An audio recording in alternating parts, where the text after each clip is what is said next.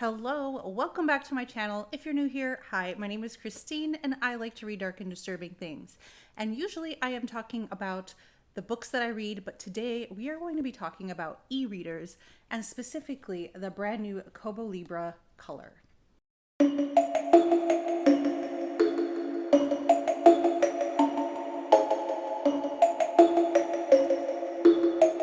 Before we get started, I just wanted to give you a little bit of background about what I am as an e-reader person. I do not only read on my e-reader. Actually, I was a Kindle specific reader for a long time, and probably back in around 2020, I started to fall in love with physical books again. I fell in love with getting book boxes, and something about having that physical book in my hand really just helped me connect with the book. I think a lot of it has to do with being able to see the cover, seeing it in color, getting to see the title. I don't know, something about it just made me feel a little bit more connected to my book than I did with my e-reader. My background as an e-reader person has been solely with Kindle. I've never tried any other brand.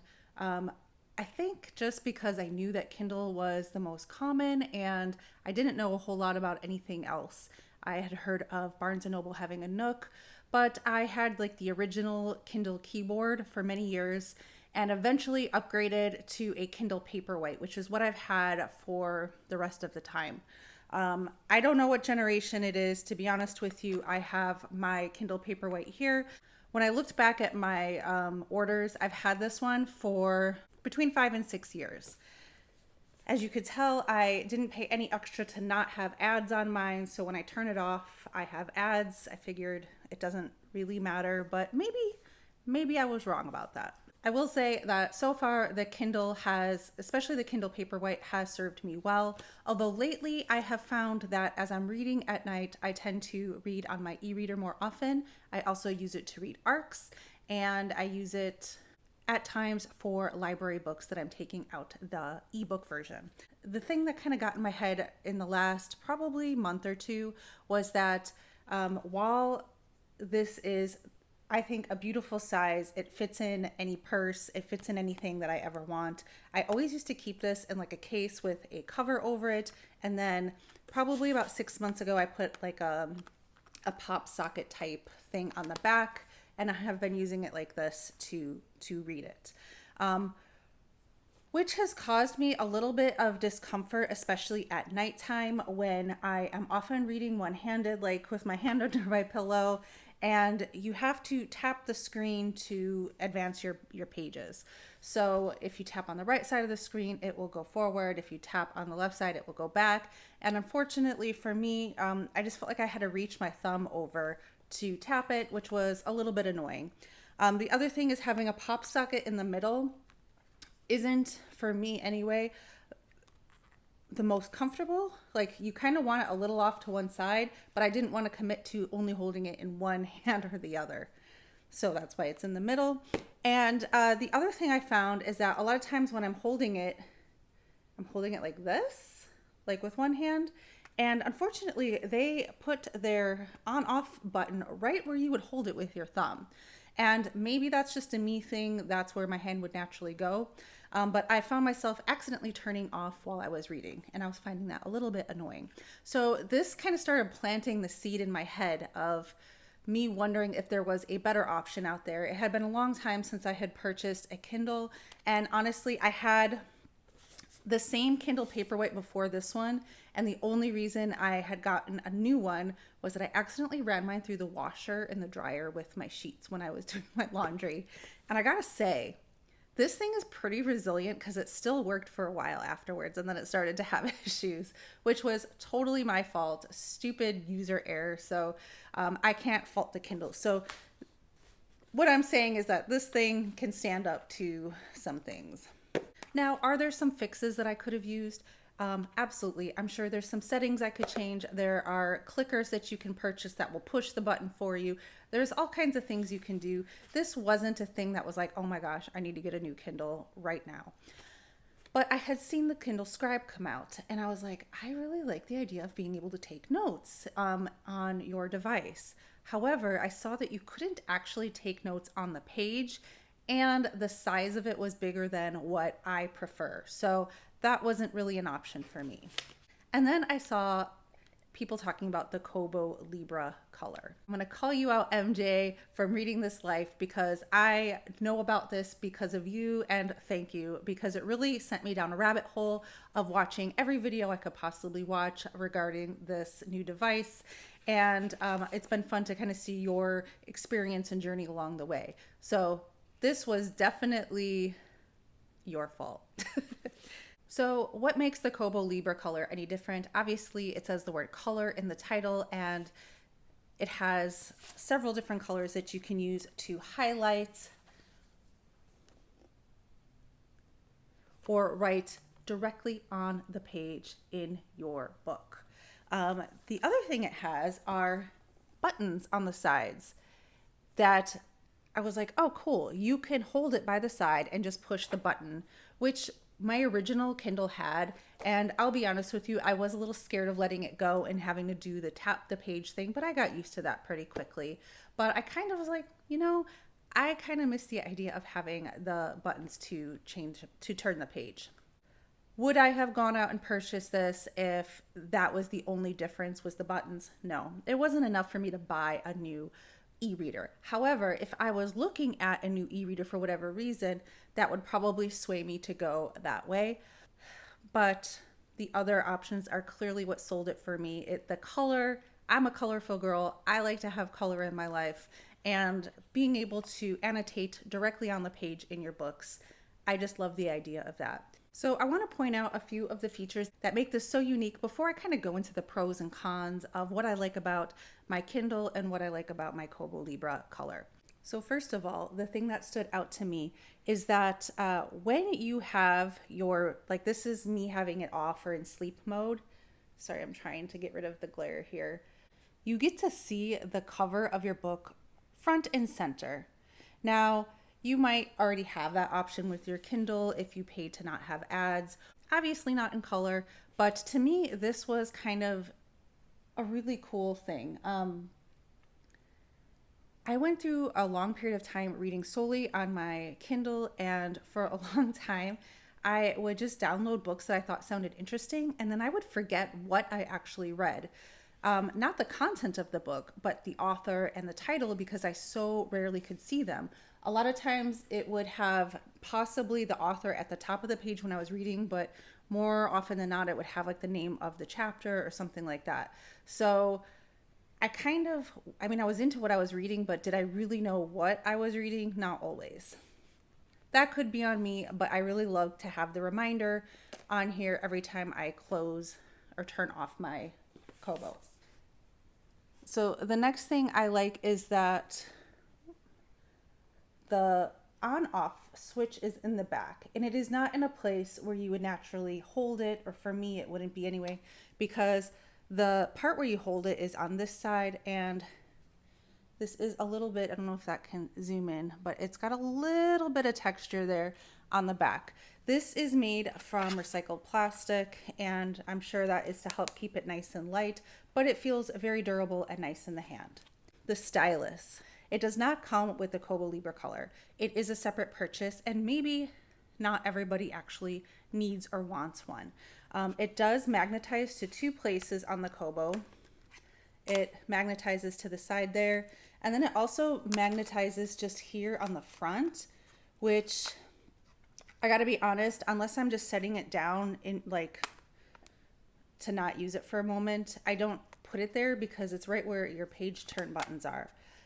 This is a much more natural place, but I honestly would have loved to see them put it on the top or the bottom. I guess whatever way you're holding it. I think that would have been the most natural thing to do, which I have found a workaround. Again, thanks to MJ. I'm going to purchase a pen loop that you would put in a journal and just put it on my clear case so I can hold it on top there. One of the biggest selling points if you are not in the United States, and I know that this is a Canadian company, so I think that this was made with Canadians in mind, is that you could have overdrive right on your device, which so that is like using your library holds for ebooks. And I believe in Canada they had issues with getting that onto their e-readers. So there is overdrive directly on your device. You can click on it, you can see your holds, you can see how long you have for each one. So how much does this thing cost? So for the device itself, it is $220. If you opt for the stylus is an extra $70. Do you need the stylus to use this device? Yes and no. You can absolutely highlight in colors without it, but if you actually want to annotate your books, write on the actual, to write in the book, if you want to use the notebook feature, then you do need a stylus. The stylus is fairly easy to use. It just has a little port there where you charge it, and it has a button on the side here that you hold down if you want to highlight with it. And what I think is really cool is that the eraser actually erases. So if you write something, if you mess up, instead of having to go through and like hit an erase option in the menu, you can just easily erase. The Kobo has a 7-inch display and 32 gigabytes, which holds roughly 24,000 ebooks or 150 audiobooks. You can listen to audiobooks through Bluetooth, earpiece, or headset with this. And some of my favorite features is that if you're reading it holding it one way and you want to hold it with your other hand and flip it over this way, it'll turn and flip. You can even hold it this way and it will turn and flip. And I guess if you're holding it this way, your pen will sit on top. You can also lock the screen if you don't want it to auto rotate like that. I thought it might be an issue laying in bed and kind of being on my side, but it's pretty sensitive to know that that is not a full turn, and it doesn't flip unless I make a full turn. You can also easily, if you're within a book, you can easily adjust the lighting just by sliding your finger up and down on the left hand side. You can also go in the settings and change it fairly easy, but it just makes it for a really seamless experience. You can also change the type of lighting, so it's not just the brightness, but you can change like the amount of blue light that's in there. At nighttime, I like to turn that down, and it kind of gives it almost an orangey tint, I want to say, or like a natural light where it's not so like, it's not such a stark contrast on the eyes if you're reading in the dark at nighttime. All right, let's get up close and personal with our Kobo. The first thing I want to point out is that this is the first e-reader that is using the colored e-ink. Now, e-ink is not going to be as bright or as vibrant as, say, using your like an iPad or your phone. The colors are a bit muted. A lot of times people will compare it to the type of color that you would see in a newspaper. I did get this graphic novel just to kind of demonstrate the colors for you.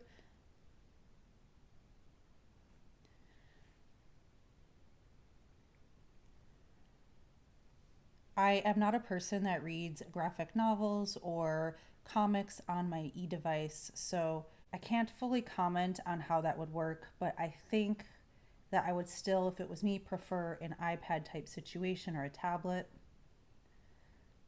So yeah, the colors are a bit muted, but they're still very pretty, and I still really appreciate the colors. You could tell that the pages are taking a little bit longer to turn, probably because the amount of color on them. Usually it is faster than that. So for comparison, I'm just going to pull up a book and you can see how quickly the pages turn. So just like in a Kindle, you can highlight a word. You can either use it to search the word's meaning, or you can highlight it this way. You can pick from green, blue, pink, or yellow. You can also use your device and highlight it that way. You can also just write on the page, and you could do that in a variety of colors as well. So that is the green. You do have a little bit more color choices. You can also pick the thickness that you would like to draw in. So this is a thick boy. And then we'll just do red in the skinniest. You can write all over, and then if I just want to erase that, it's as easy as that with the thing.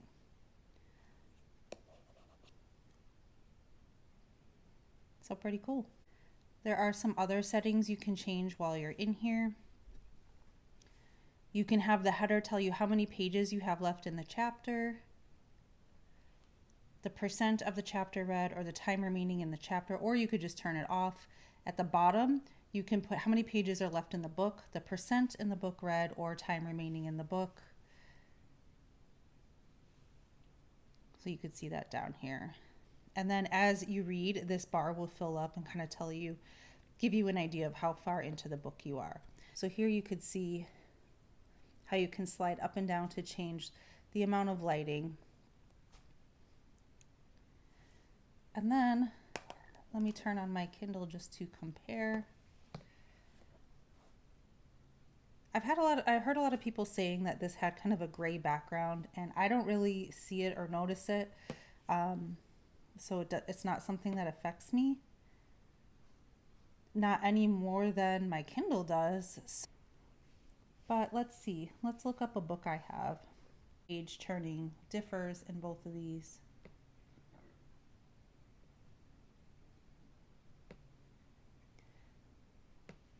So you can see it's a bit faster on the Kobo.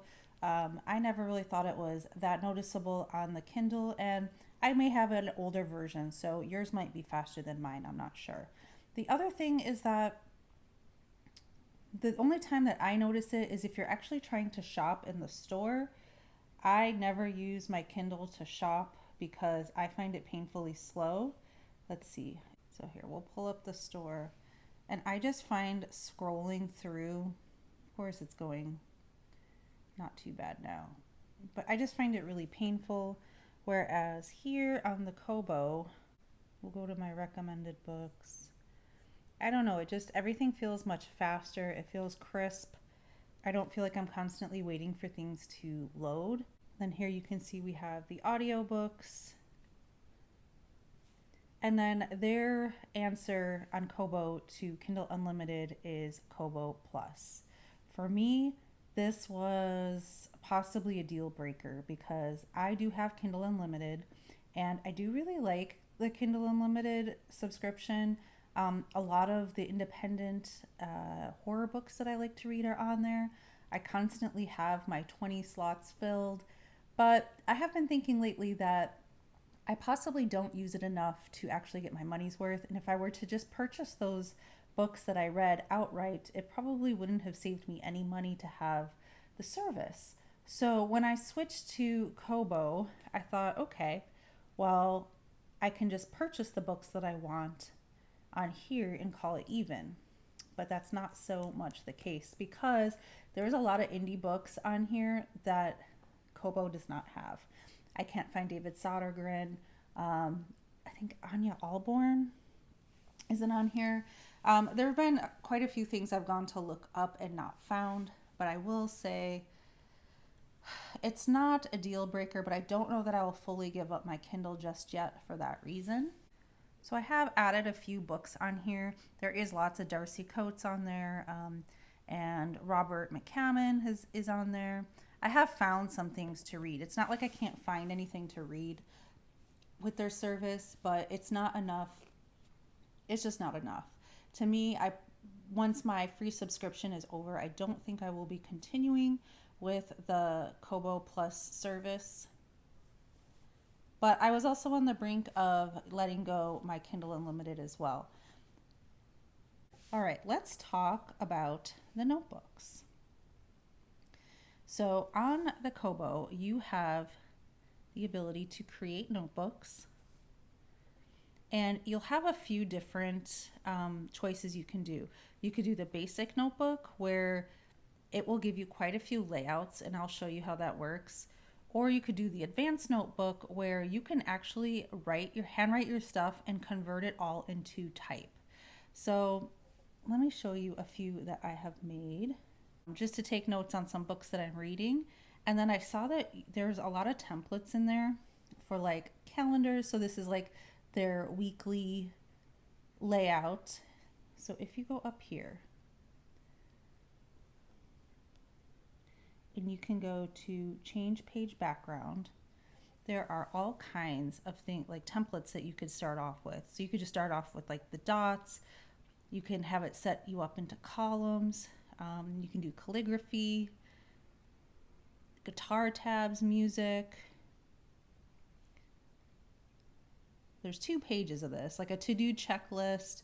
So for this one, I used this plan weekly. And then they also have like a monthly planner. I don't know that I will use all of these, but I think it's a pretty cool thing to have. So I did that. And then I also did one just to show like what a calendar would look like. Yes, I know June 1st did not start on Sunday, but whatever. And then I did, this was like their columns, and I tried to do like a pro and con for each one. So for unlimited service like the Kindle Unlimited, I do think Kindle is better than Kobo. For note taking, obviously Kobo, because my Kindle device doesn't do it. For Netgalley, which I didn't really talk about, I will go with the Kindle, and I will tell you why in a little bit. Goodreads is owned by Amazon, so your Kindle will automatically connect if you want it to and update what you're reading. For holding the device, I am going to go with the Kobo. I do find, I mean, they're both nice, but I'm going to go with Kobo over it. For speed, my Kobo for sure. For having color, my Kobo. I couldn't read my writing. The buttons, I'm going to give to Kobo. And for library holds, I am putting Kobo in the lead. Okay, so I did do another page, another notebook. I just wanted to show you all the different pen styles. You can use a ballpoint pen, a fountain pen, a calligraphy pen, a brush pen, or a highlighter. And then you could pick your color or your like the thickness of the writing. So for all of these, I just picked the medium thickness. I wanted to show you the difference. So this is the ballpoint pen in all the different colors. And then the fountain pen. The calligraphy pen, which I've never done calligraphy, but I thought it was fun. And then the brush pens. Yeah, don't judge my sloppy handwriting. That was, I will say that this is a very accurate representation of, like, it draws as you're going. I never feel like it doesn't match. You can easily erase. And then the other thing is when you're using this, you can convert your stuff to text. So I'm going to hit convert all. And then it made it much smaller, obviously. So let me scroll up so you could see the beginning. And you could see how it converted everything into text as long as it was within the lines there. And so if you're handwriting something and you're quickly handwriting notes and you just want it to convert it to something easier to read, then it will do that for you if you'd like. There is an undo button.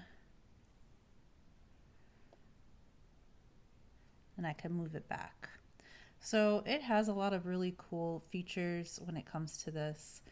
And you can do all kinds of things like put your drawings in there, diagrams if you were taking notes for school. And then the only one I didn't show, I guess, was the highlighter. So you've got yellow. It's hard to see through the phone to do this. Pink, blue,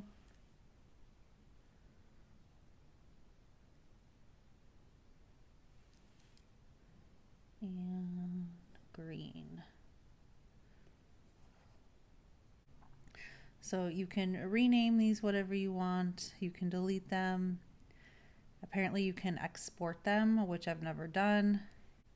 There's a few other things on here that I didn't really touch on, and that is because I don't know how to use them just yet. But there is Google Drive, Dropbox, and thing where you could send articles from your phone to here to read.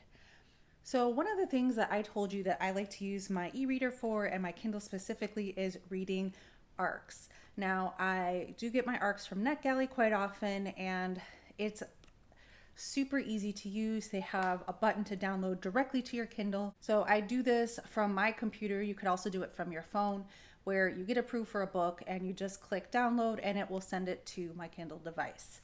Now, it doesn't quite work that way with the Kobo. It can still be done and it's not that hard, but I did have to do an extra step. So basically I have to drag over my file into something that will then send it to my Kobo. So it is an extra step. It's not that big a deal, but it is an extra step. It's not quite as easy as it is on the Kindle. Not a deal breaker, but in all fairness, it is faster. The other thing I still prefer for Kindle is the Kindle Unlimited service over the Kobo Plus, and that is just because the type of reader I am. This may not be true for everything, I don't know.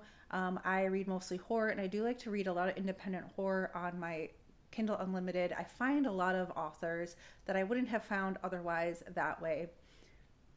And I don't know if it's that they have like an exclusivity with Amazon once they do that, but there are quite a few that I have not found on my Kobo. So for that reason, I don't know. I'm not going to completely give up my Kindle, but if I have a choice, but if there's a book that I can read on both devices, I'm going to pick my Kobo. I do really like the note-taking, the notebook that you could use in here. I often find that when I'm reading a physical book, I've got notebooks all over the damn place. I've got these sticky tabs all over the damn place, but are they ever actually where I am at the moment I need them? No. If I'm in bed reading, do I want to stop and get a pen and get tabs and try to mark up my book while I'm in bed? No. And it makes it so much easier to do that in here. I know you could also highlight with the Kindle. It's not in color, but you can highlight passages that you want to remember. And I do really like that. But it's a step nicer when you're using the Kobo Libra. You can also just open a notebook where you're handwriting notes if you want to have them all in one place. Like as you could see I did with American Rapture when I was reading it. I had a thing where I just wanted to write down some thoughts of, impressions that I was getting about the book at the time, and it's super easy to switch back and forth and do that on your Kobo. And then when you're done, you can delete it if you want. One of the questions I had before I purchased my Kobo was, is there a place you can see all of your annotations and all of your highlights? And yes, once you open a book, you can just open the menu and go through all of your annotations. It could take you to that page if you want, or you could just read the verse that you have highlighted and left a comment about. If you are an avid Goodreads user, obviously using the Kindle is going to be a little bit more seamless, because I didn't realize this, and I probably should have, that Goodreads is owned by Amazon, like everything. And not only can it automatically update if you like when you start reading a Kindle book, it'll say, do you want this to mark as that you started to read it on Goodreads? And it can do that without you having to go in there and update it, which isn't the biggest deal, but it does save you a step. And the other thing is, anything you highlight, you can choose to share with other people. And that's kind of cool, just to see what some of your favorite reviewers, which passages that really stood out to them. Being able to see those highlights can be kind of fun. Overall, am I glad that I purchased this? Yes. Yes, I am. Do I think that you need to drop everything and pick this up? I think that depends. I think that depends on what you're looking for in an e-reader, what you're using your e-reader for. If you are a super heavy Kindle Unlimited user, you may not want to let that go.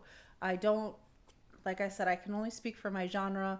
There is not as much in their catalog right now. Will that change in the future? Possibly. The other thing that I kind of wonder about is that since the color ink is fairly new, are they going to improve upon this? Is Amazon going to come out with their own Kindle color? The answer is probably. I would be surprised if they didn't. They might be able to do it a little better. It might be something that you kind of, if you just recently purchased an e-reader, you might want to hold off for a while and wait for them to come out with their competition.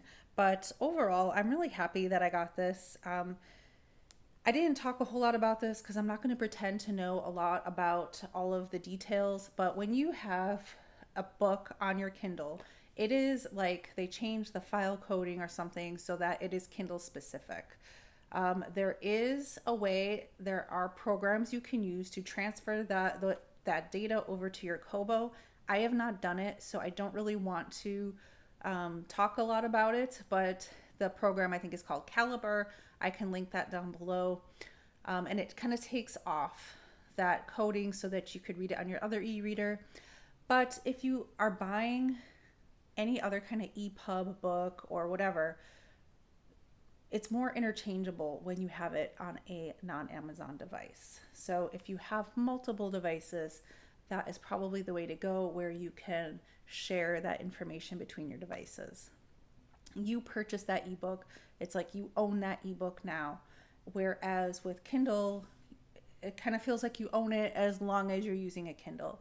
And for me, I didn't care for the longest time. It didn't really affect me, so I wasn't too bothered by it. Another thing I won't get too far into, but there are certain brands out there that like to make their products so that you cannot easily repair them yourself. Amazon is one of them, Apple is another, where if something goes wrong, you have to either buy a new one or pay a lot for someone to fix it. Whereas Kobo has made it so that they are compatible with iFixit, and if you need to replace a battery or do something fairly easy, you can get the directions on how to do that and do it yourself, because things are not like glued down or with weird screws that you can't use, that kind of thing. Like I said, I have not tried to fix a Kindle because I've never, other than running mine through the washer and the dryer, never really had an issue with it. If I hadn't had that mishap, I would have only had 2 e-readers in my entire life. And one of them lasted long enough. I just was way overdue for an upgrade. And then once I got the paperwhite, I was happy. So it's not like I go through these things and they break over time where they become obsolete or anything like that. I will say that the Kindles have always lasted me. I felt like I've always gotten my money's worth. It's always lasted me a very long time, and then some. But, it's nice to see companies kind of going in the way of keeping things working for a long time instead of this throwaway culture of just getting a new thing and throwing the other one away. It can be repaired. So I hope this was informative. If you have been seeing this around a lot like I have, and you were interested in just kind of learning a little bit more about it, I know that there are so many videos out there that go way more into the tech, the nitty gritty, all of the different features, that kind of thing. I just wanted to give you my honest experience as the type of reader that I am, which is not solely dependent on my reader. It is not, and I have a very specific genre that I like to read, and I can tell you what kind of books are on here versus the Kindle. I also have not tried other e-readers, so I can't compare it to a Nook or anything else, or even a Kindle Scribe, but there are tons of videos out there. So if you are in that boat, then I'm sure you'll find something out there to kind of help you make your decision. I'm happy I purchased this. I will say, if you don't think you're going to use the writing feature, then you might want to hold off on getting the stylus. This stylus is specific, like this is their 2nd generation stylus. So if you have a Kobo stylus and it was like a 1st gen, it will not work with this.